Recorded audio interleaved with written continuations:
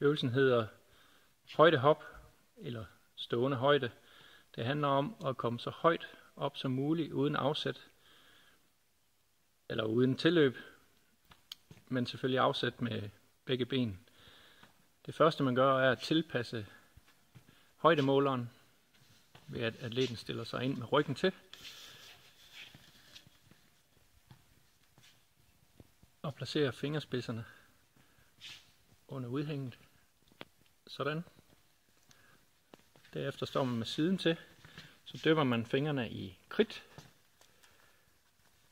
som skal bruges til at afsætte et mærke på højdemåleren. Afsæt stående, 2 fødder uden tilløb, skal man hoppe så højt op som muligt og afsætte et mærke på afstandsmåleren, på højdemåleren. Værsgo.